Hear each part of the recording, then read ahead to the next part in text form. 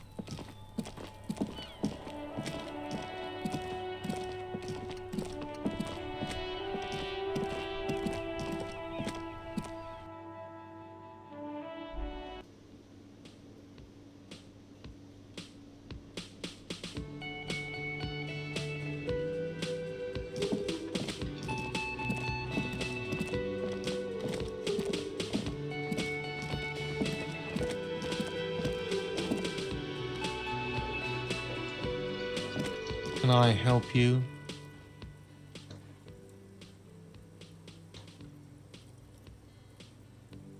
Another thing. Great.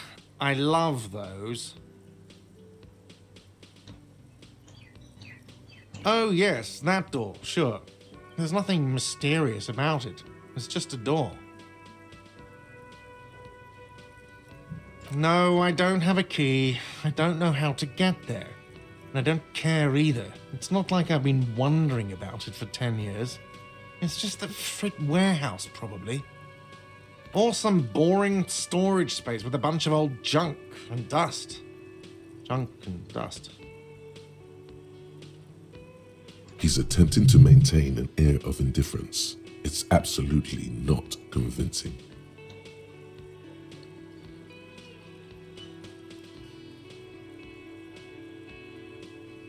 Fine, okay, a little. But my job doesn't leave me time for wondering about one locked door in one of the cafeterias I manage.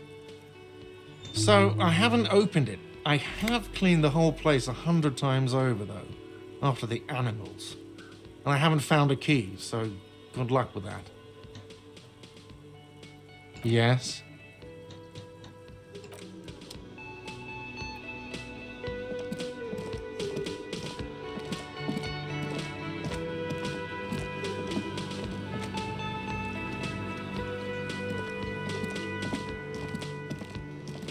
You see a heavy steel door with a prominent dimple lock. It's painted blue. The door does not budge.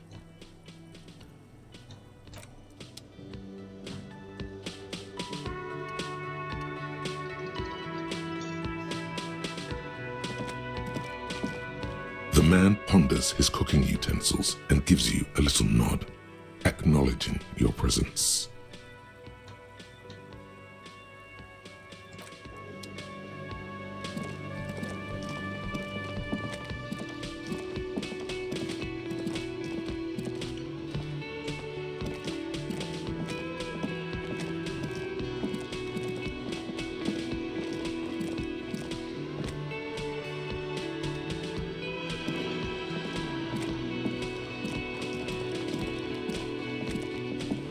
Hello, sweetie.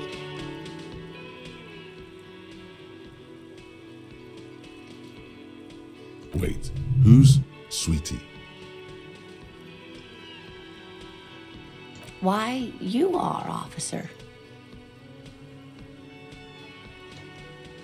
And have you found anyone to be sweet to?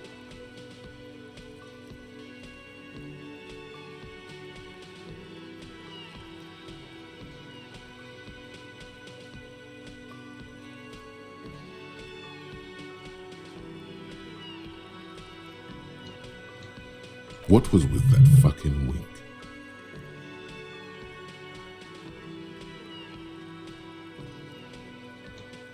I see you are still grieving. Well, I won't pry. You must forgive me. I'm getting so scatterbrained. I completely forgot to introduce myself. I'm Lena.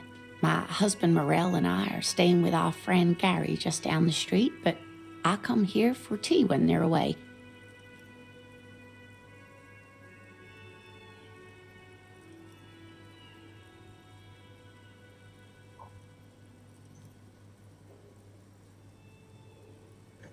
This Lena is wacky enough for the motley crew. Hire her on the spot.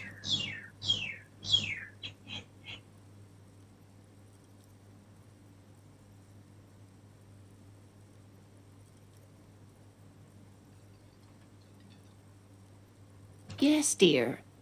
I'm a paraplegic.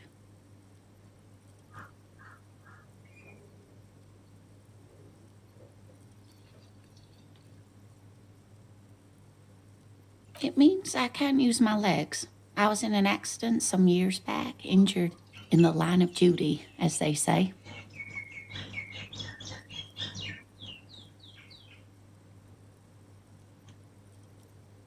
Nothing so glamorous, dear.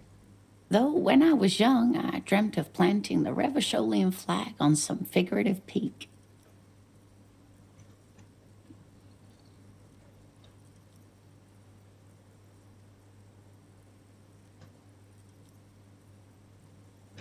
I was a training and development manager at a rapidly expanding mail order shoe company.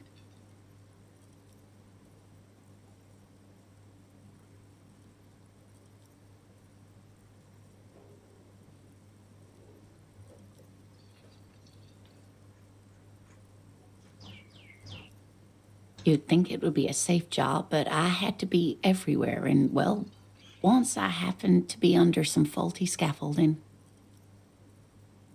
I was lucky. This was almost 20 years ago, and I was compensated exceptionally well. One can only dream of such payoffs nowadays.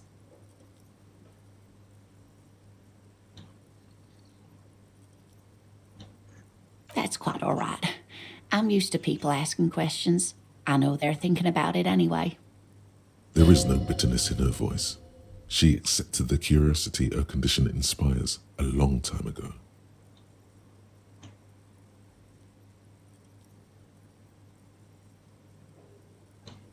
Whatever do you mean?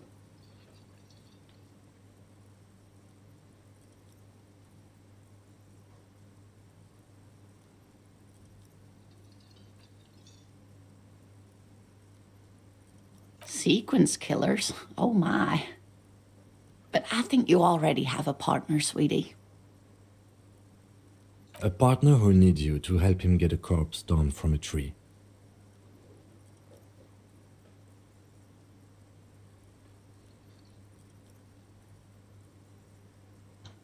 I can assure you with absolute certainty, there are no sequence killings taking place in Martinez. Now, gentlemen, no need to squabble. I wouldn't be of much use to you anyway, sweetie.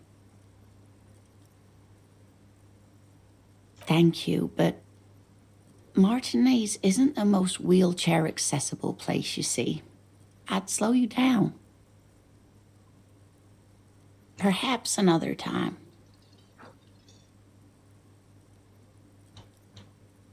Yes, officer. You look rather dazed. Like a stunned fox. But surely things can't be that bad. She won't judge you, no matter what you say.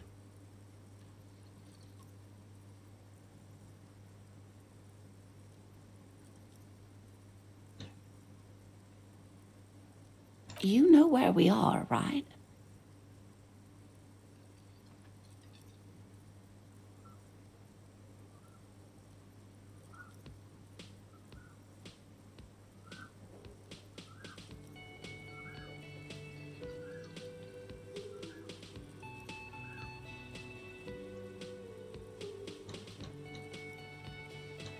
Now.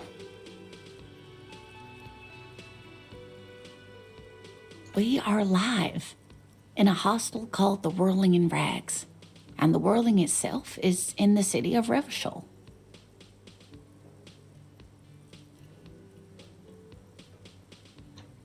How would I even begin to tell you?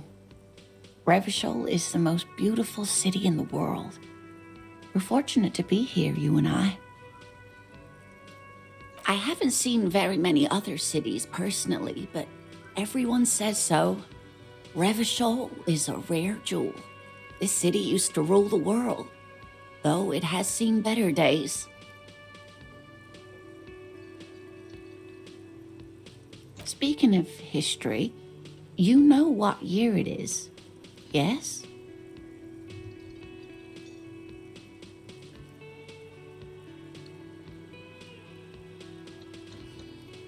There.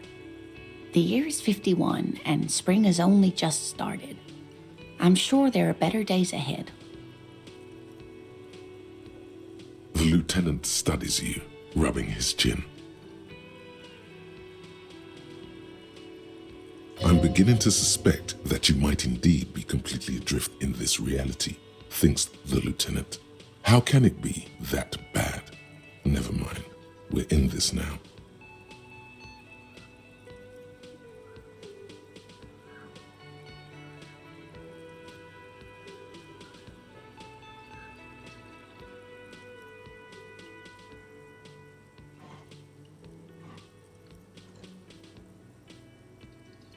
I can tell that this is taxing for you, so I'll just ask one more question.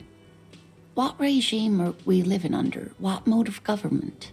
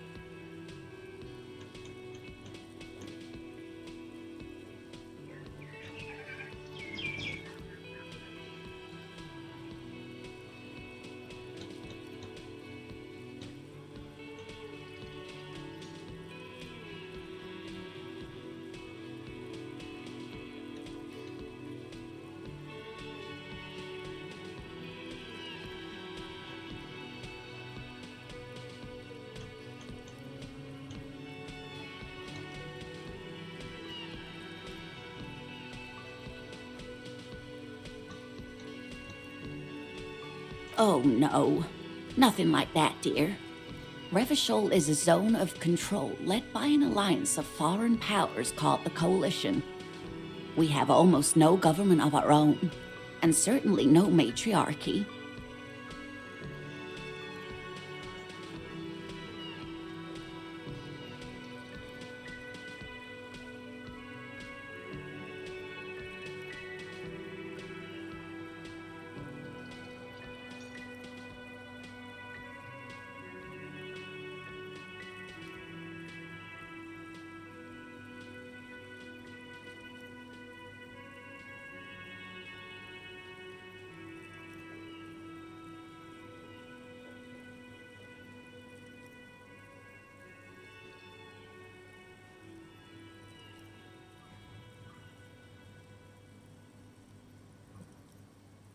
She's trying to avoid the foreigner's part.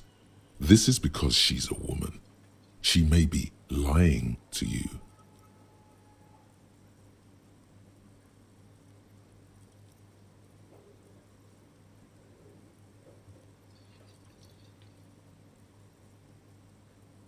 Oh dear, this is troubling. You really ought to know that, being one yourself. There aren't any cops in Revachol, not in the traditional sense. The status of law enforcement has been a complicated matter since the revolution.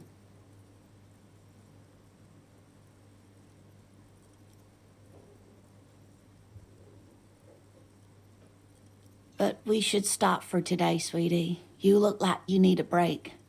Besides, I'm not the best person to explain the big things to anyone. She's scared now. She's realized you really are brain damaged.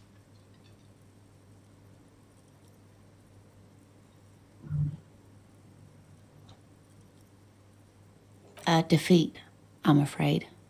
The people of this archipelago tried to build something new, something different. The rest of the world didn't like it, so they came and ended it. This was 42 years ago.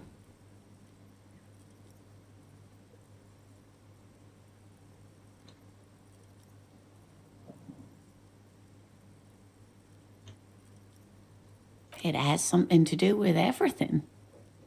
I really don't know how to explain it better. I'm just a poor woman, she thinks. What do I know of these things? And how can I help you?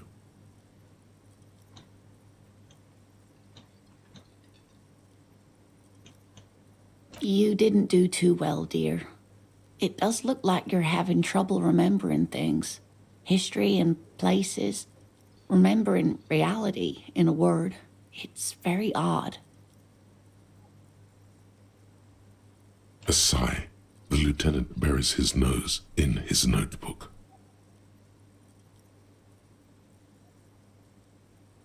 But maybe a fresh set of eyes is what the world needs. And while I'm no doctor, such bouts of amnesia are often temporary, so I wouldn't worry too much.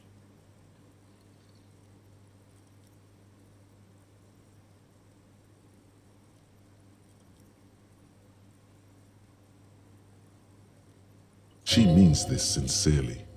Worrying won't do you any good. Someone more educated in sweeping matters. Maybe you should ask. No, I'm not an encyclopedia. I won't be a guide either. I'm a detective. Of course. Then I don't know. Someone rich, maybe? Wealthy people are educated. Though I don't know where you would find a wealthy person in Martinez.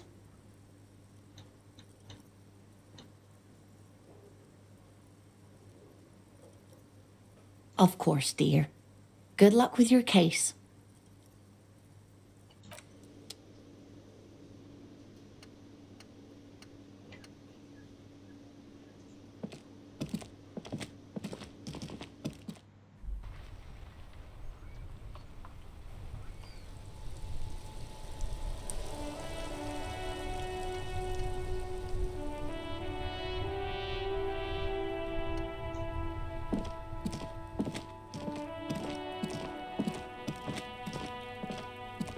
You see a set of tire tracks in the brown slush that covers the plaza mosaic.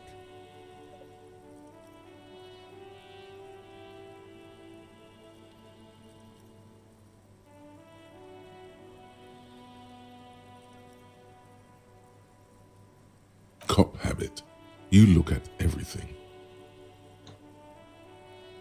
Hard to say. Your vision is blurred and you're having difficulty concentrating thanks to your relentless hangover.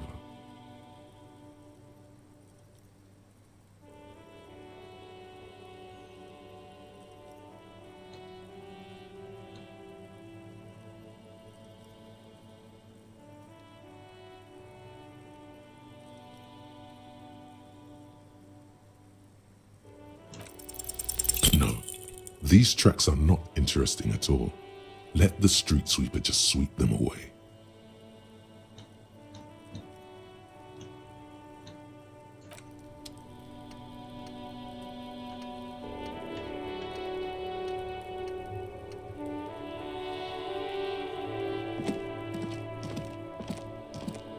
An old call box with a matrix of push buttons lists all the companies in the East Delta Commerce Center.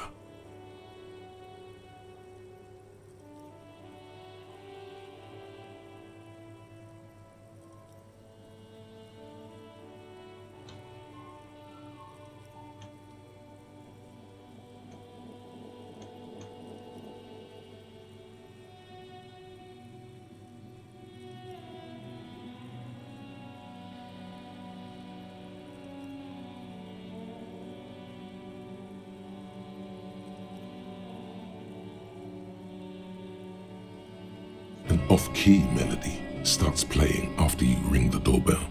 Then a woman picks up the receiver.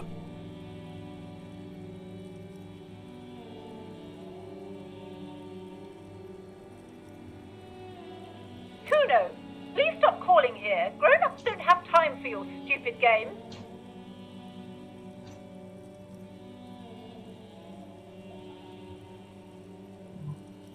Oh, I'm sorry, officer. I thought you were...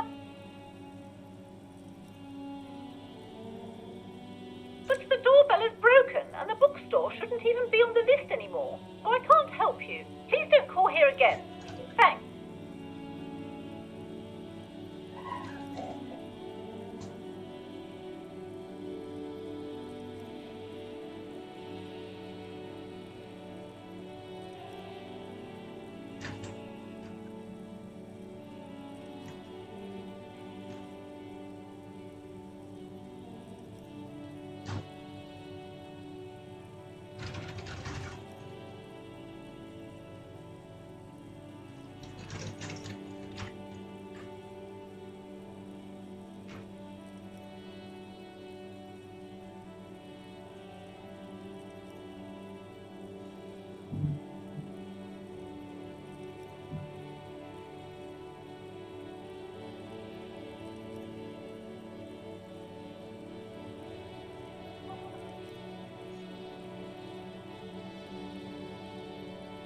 A single beep indicates that the line has gone dead. You ring the doorbell, but no one answers.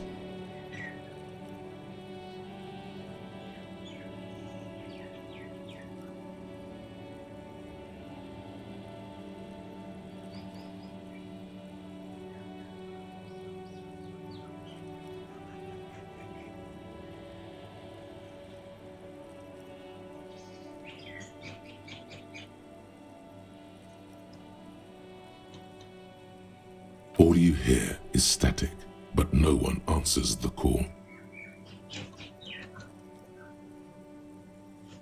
You ring the doorbell, but nothing happens.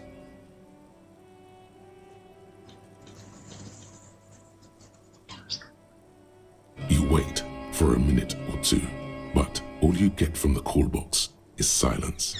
No one answers the call.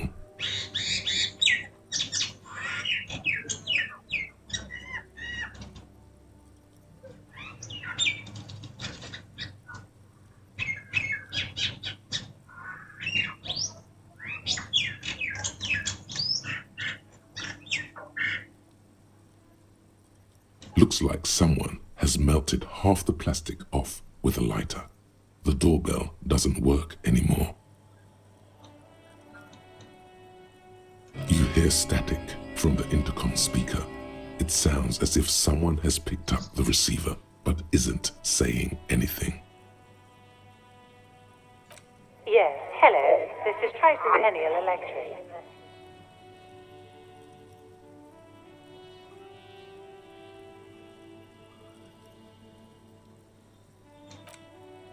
Have you come to place an order?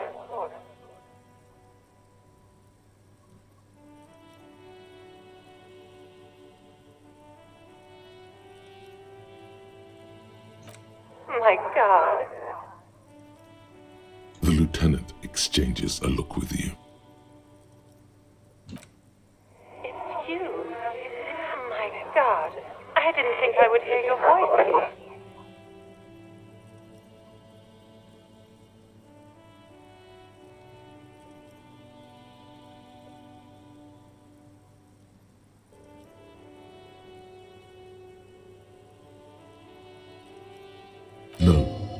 Something's wrong here.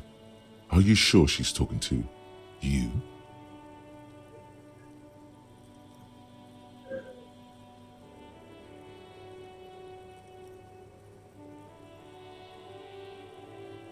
Michelle, just please.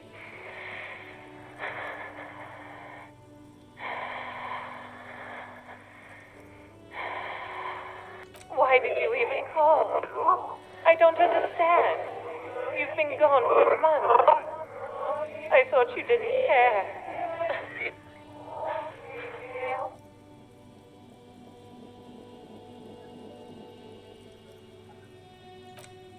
Ever since I came to work here, it's been different. As if my mind's been wiped clean. A spot of static overrides her words. When she speaks again, it sounds like she's submerged. It's so nice. It's so nice to be able to finally again. She sounds like she's about to cry. She doesn't answer. Silence. The only thing you can hear now is static and waves washing ashore on the bay.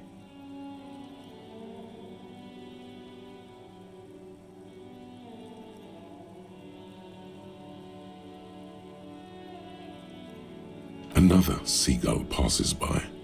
It's getting cold standing here, staring at the silent call box. I don't know what happened either. We should probably stop playing with this thing. You press the number sign on the keypad that terminates the call. 12 name cards on the call box read.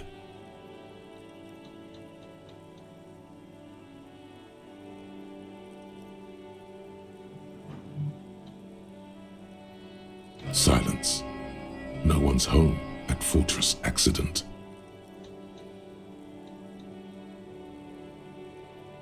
Silence. No one answers the doorbell. Nothing happens after you ring the doorbell. They don't want to talk to you.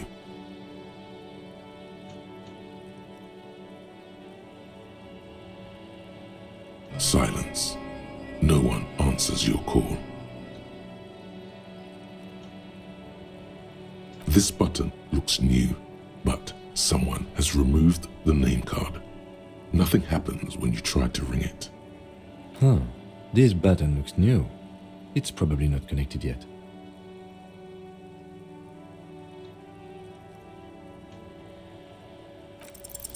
Whatever she says, it can't hurt you. You're a different person now. Stronger, healthier, and... Alright, maybe not healthier, but it's a bonus that you've drunk so hard you can't remember any of your past relationships. Oblivion's the ace in your corner. There's a light buzz as you press the doorbell, waiting for her to answer the call. It's cold outside, and you can hear the wind blowing into the speaker. Yes, hello. This is Tricentennial Electric. Have you come to place an order?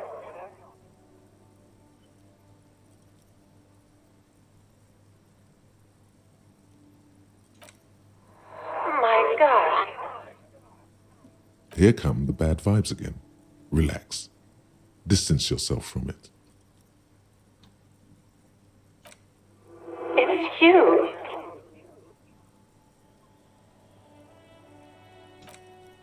My gosh. I didn't think I would hear your voice again. Wait, is she...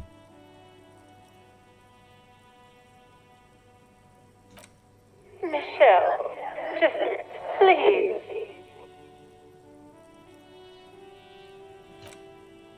Why did you even call? I don't understand. You've been gone for months. I thought you didn't care.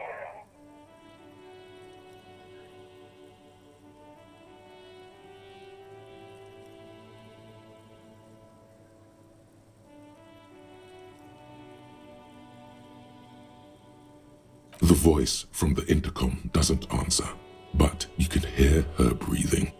Wind blows into your microphone again, crackling and echoing in the box.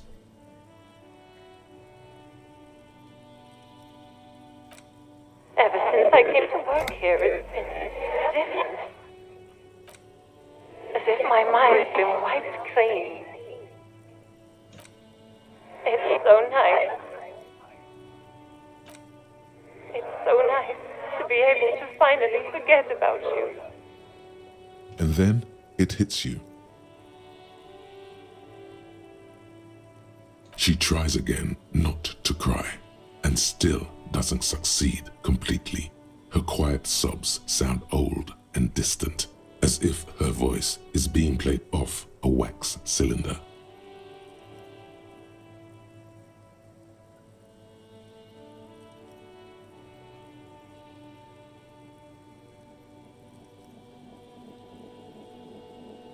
Real or not, your mirror neurons react. It feels painful to be listening to this.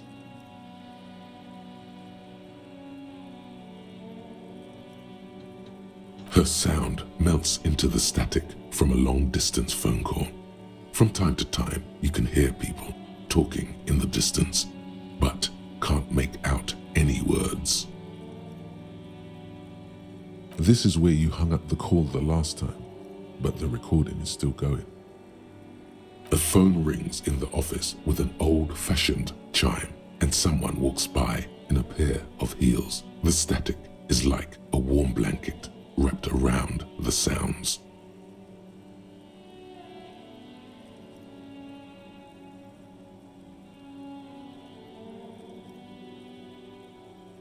No one replies, but the static grows stronger like rainfall.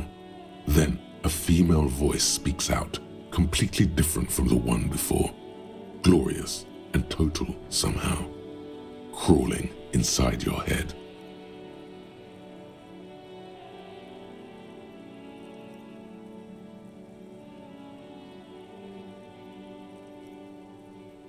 Her words are too cold to comprehend. She smells of sodium lights and rain streaks on car windows. Eyes like pilot lights watch your shape in dark hallways, guttering.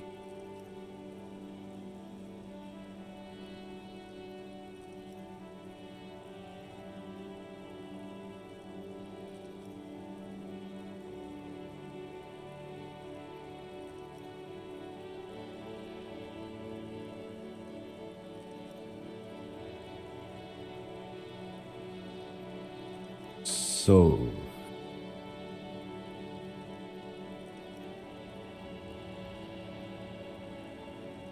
it was a recording trapped in the circuitry from some ancient tenant. This sometimes happens. Shall we conclude here? We have other mysteries to solve.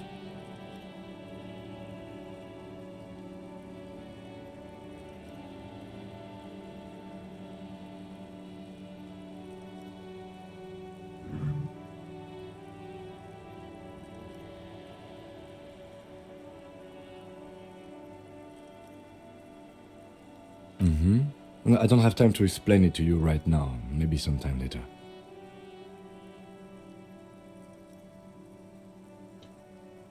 Don't take this the wrong way, but during our short stint working together, something weird is almost always happening to you.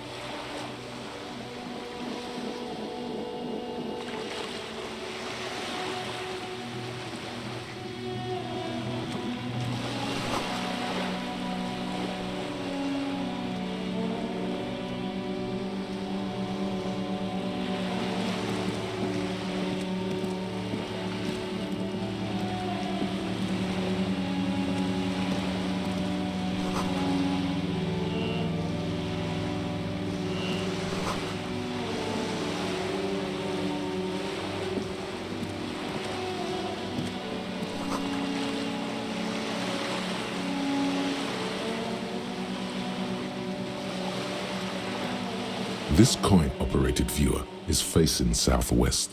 Its coin slot is full of fossilized bubblegum, rendering the machine permanently inaccessible.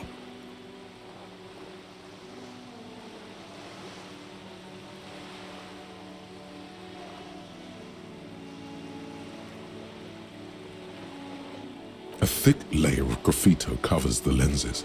You spell out the word Onuk written on the other side, with N and C scribbled backwards. Under the graffito, a sea of blues and greys appear. Behind the water lies a coast studded with concrete and reeds. On it, a church on stilts, lanky weather-worn wooden planks, an X-shaped cross topping its tower.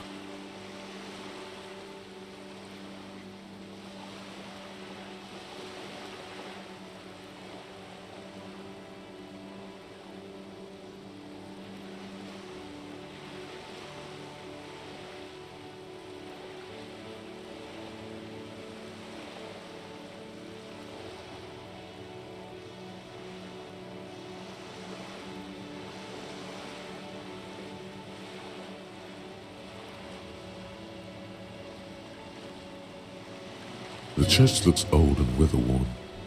There are no lights in the windows. Around the large wooden building, you see chunks of sea ice gathered on the beach, and a small tent set up on the ice.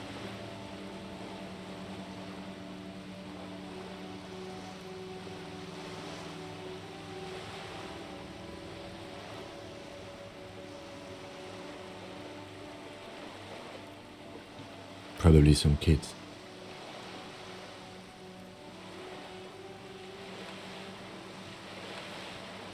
The metal feels cold and wet under your palm. It looks unhygienic.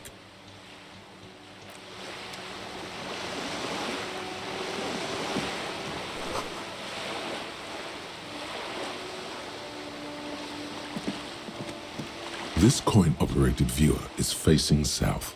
The instruction manual says to insert 25 centimes and pull the handle while looking inside. Then use the focus knob to zoom in if necessary. Your money disappears into the coin slot, a clunk, the ring of metal. The curtains on the display open. You lean in to catch the view. It's blurry, different blues and greens. In the middle of the shimmer stands a drab grey shape, like a ghost.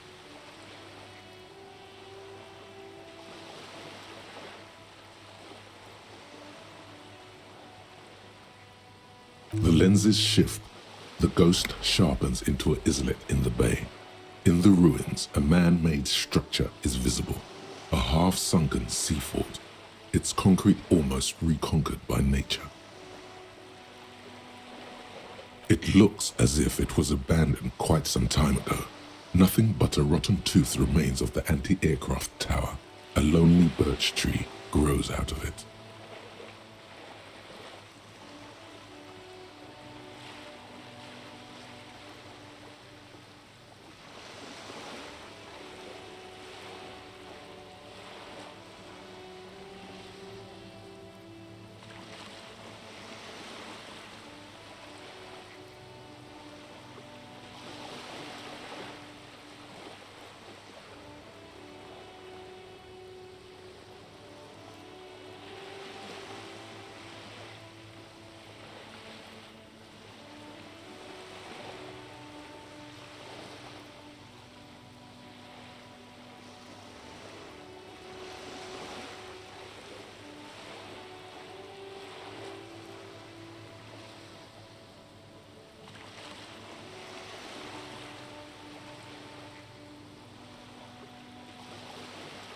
Its leaves ripped from it by the winter wind. The little brave birch tree seems to wave back in the wind. Really? I don't have the eyesight to make it out.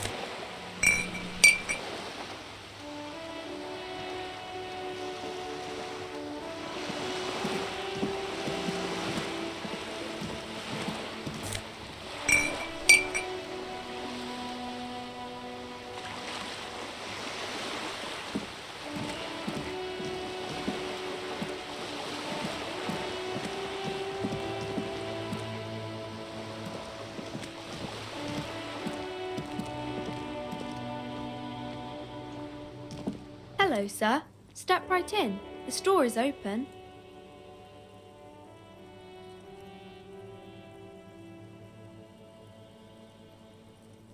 Are you interested in a new and exciting book?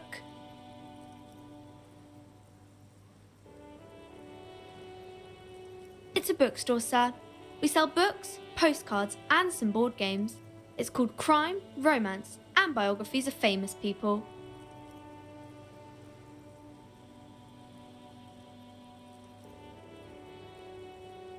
Whoa, whoa, whoa, whoa. Hold your horses, little girl.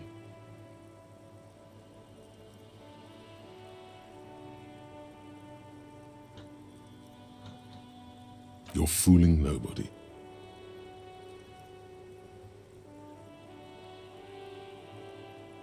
Sir, are you okay? You've been standing here silently for a while now.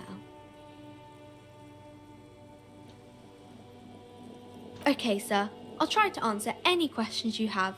I hope they're about books. My name is Annette, sir.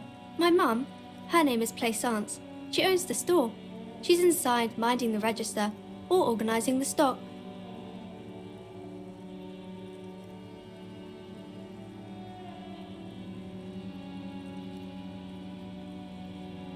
Feel free to step in and browse our wares. I'm signalling that the store is open.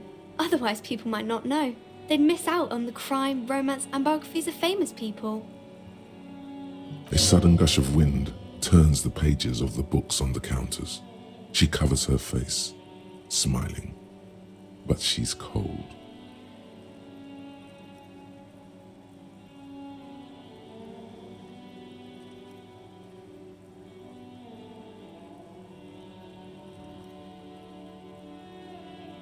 Kind of you to offer, sir. What could you do to help her anyway?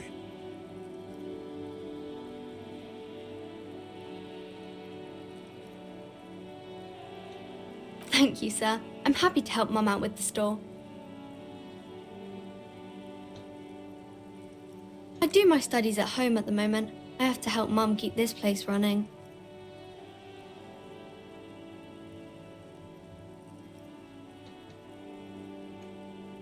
Mum says it's necessary to do both because it builds character. Mum says a proper worker is dutiful. That's how you get ahead in life. You succeed.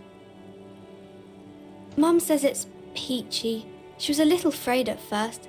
There's talk about this house being cursed. Behind her, the window has been boarded up. You sense the boards creaking, twisting for a second, and some kind of doubt in her tense shoulders. Cursed in the way that makes them say that no business has ever really thrived here, sir. That they all go... I wouldn't really say it like that, but I guess so.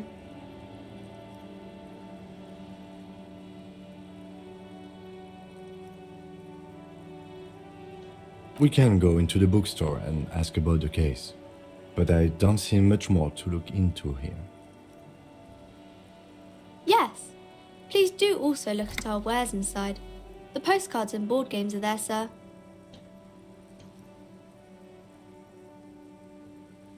Nothing really, sir. Mum doesn't allow me to sneak around in the back rooms or the cellar. I don't really know what's there. It does not manifest itself in any way. It does not exist. I liked it better when we were talking about whether it's appropriate to stand out in the freezing weather. No such thing. Anything else you wanted to talk about, sir? Maybe I can tell you about some of our books instead.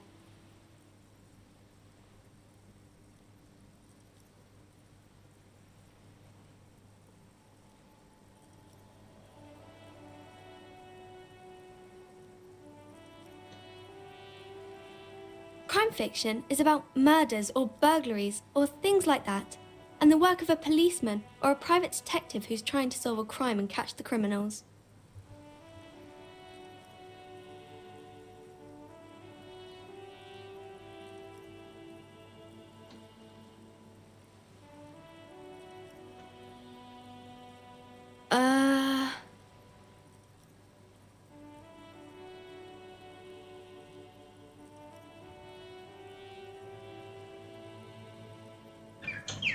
crime is what we were solving before this conversation began.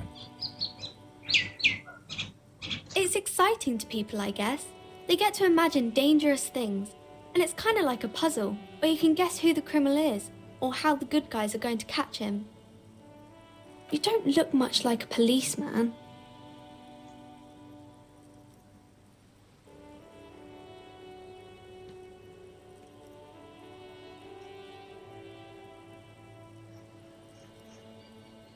Didn't mean to offend, sir.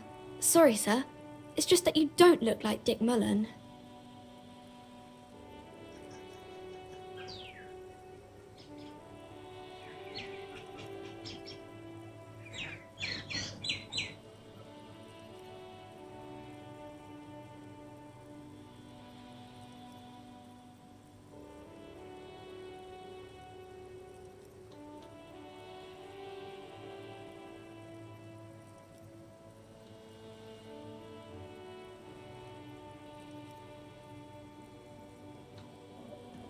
Don't say that. He's not even real. You're real.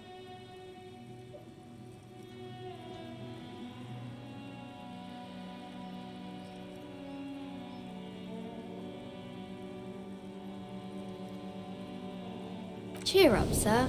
No need to compare yourself to a fictional character.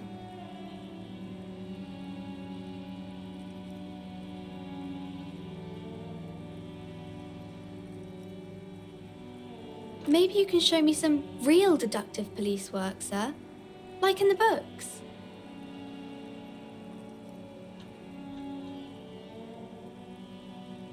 It's the type of book where there's a rich lady and she has to choose between the good man and the bad man. Or there could be a story about a poor lady getting a rich man. It's about man and lady business, sir.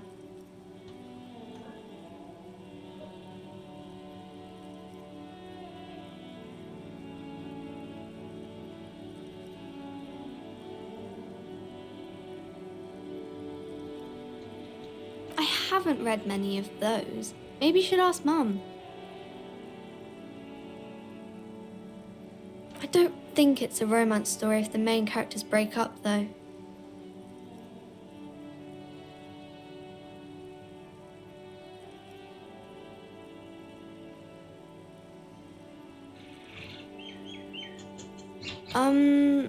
No, I don't know. Yes, she knows books, definitely. You clearly have issues you need to address.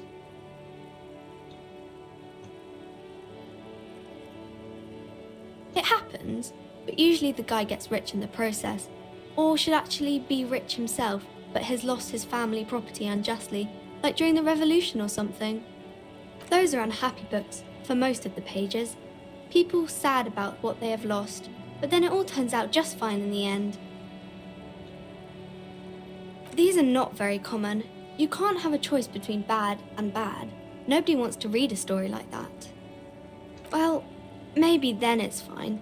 Maybe if the lady then decides not to pick either, because she doesn't need a bad man. Yes, that would be interesting. That's really not a proper romance story. That's more like everyday life. Not in romance books, sir. These are about nice and pretty people, and everyone is happy in the end. Maybe some about other books?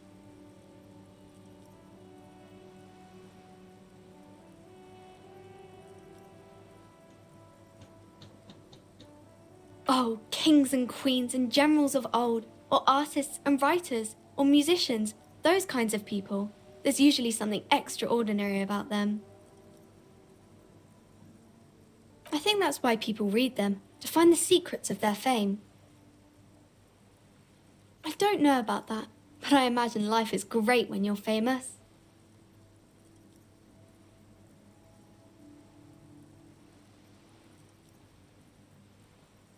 Why would they do that, sir?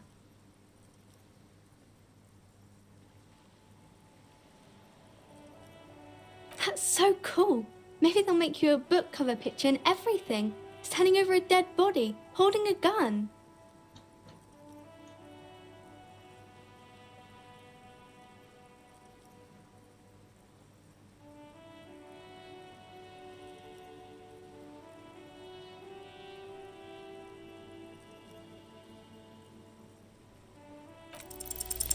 The girl keeps her hands folded, hidden. Why is that? What do you mean, sir? She knows where this is going.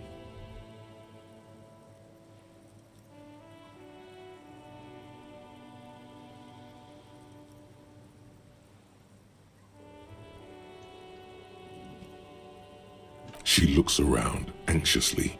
Her hands remain folded in front of her. She doesn't want to show them. The lieutenant stands by, looking at the two of you with little interest. A facade of true professionalism. He is far more intrigued by the situation than his poise reveals.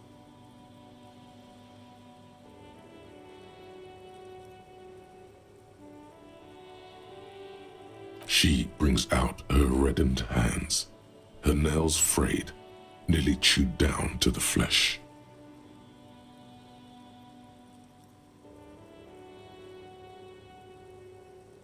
And you knew this from me keeping my hands folded?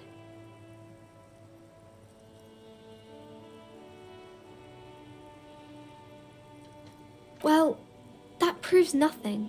Anyone could do an easy deduction like that.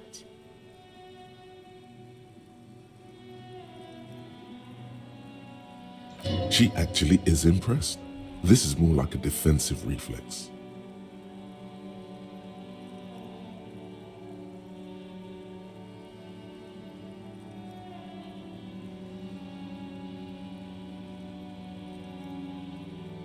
She nods, half provocative, half enthusiastic.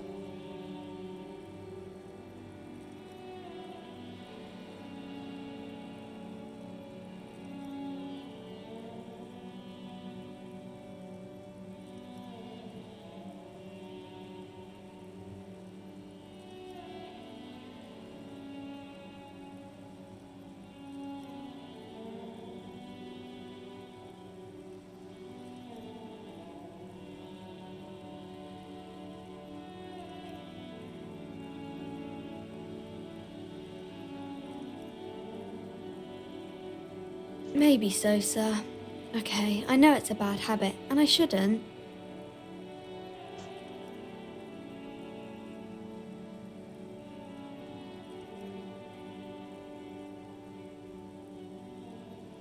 It was okay, sir. There's more that can be achieved here. Ask her to do the same.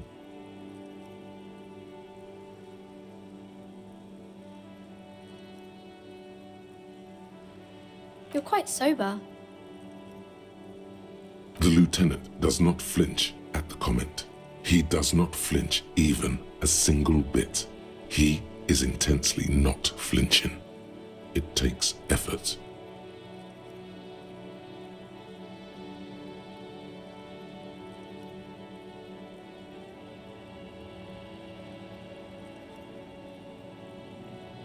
Because you usually aren't.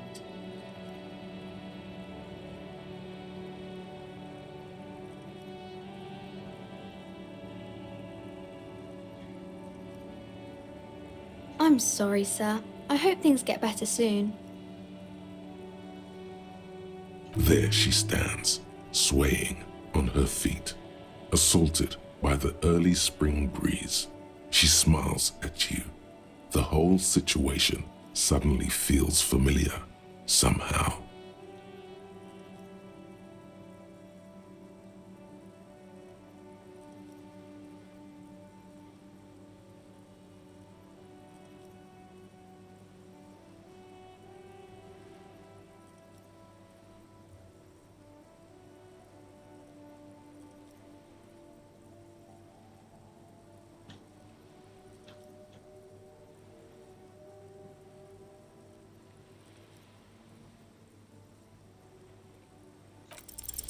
Because you know each other. She's been talking to you so openly because you've talked before. Yes, I stand in this spot all the time. You've been running around all week without your shirt on, sir, telling people about being a star or something. I don't really understand who those stars are. Of course, you stopped by a few times. You certainly look better than the last time I saw you.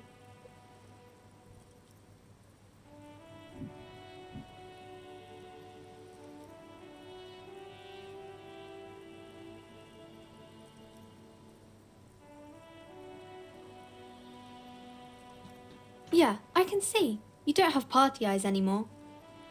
Party eyes. Yes, of course. That makes sense.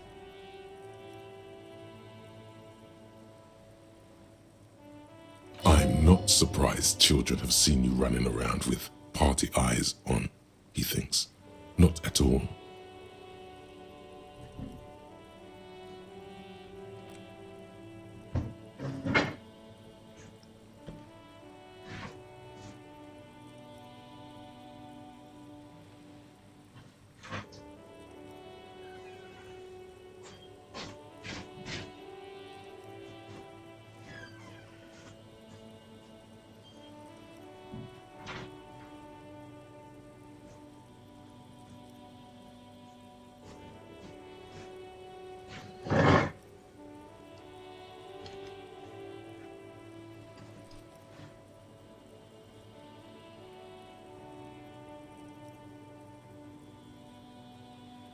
You know, like a cat in the dark, all big and wide-eyed. It certainly looks odd on a man. The swiveling eyes of a loony drug addict. That is what she meant. You were probably gurning too. Fuck yeah. You should get some party eyes right now. Snap those sequins on you, boy.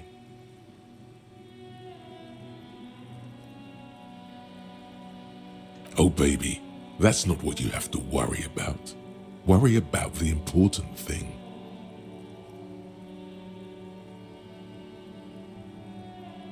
I didn't know I had to do that.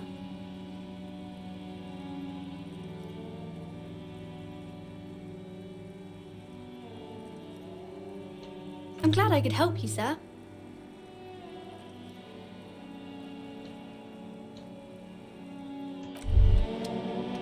As you turn, a bright light catches your eye, making you squint. So cool.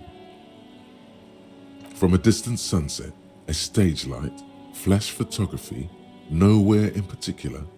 It's just what superstar law officers do. They squint at lights and they solve shit.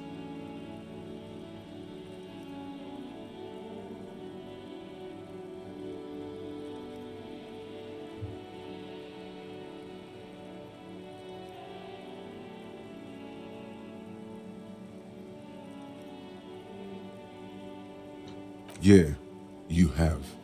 You're a big dick cop, Dick Mullen, Salam Rocky Baye, badass on the edge disco cop.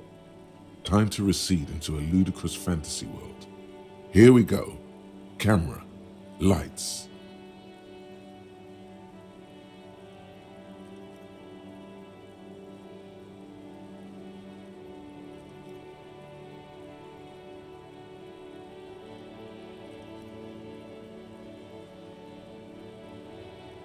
With a sudden flash, the world freezes around you, and you along with it. In an iconic monochrome solution, a black silhouette against a rasterized orange world. It's on.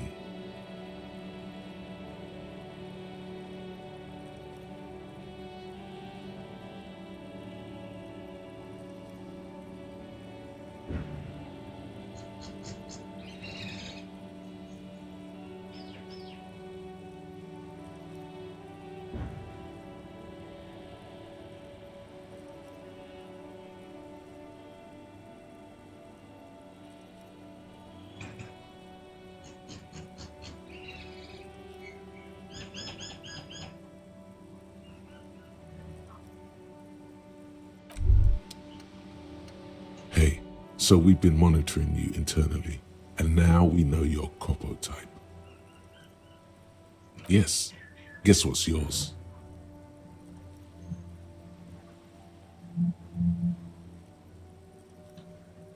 That is only a ludicrous daydream. Guess again. You're the... No, you're the sorry cop.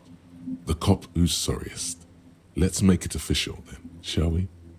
Huge lack of enthusiasm going on in here.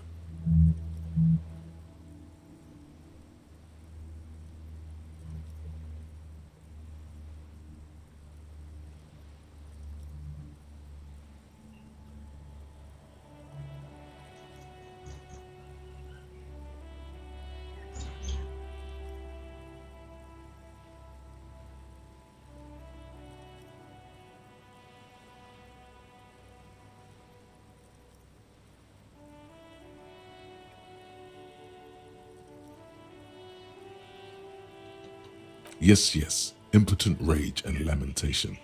Let's wrap it up. What? Jealous of the sorry cop? I think they'll be fine. Don't worry. They'll be super, super fine. It'll be totally okay. You can dual copo type from sorry to anything.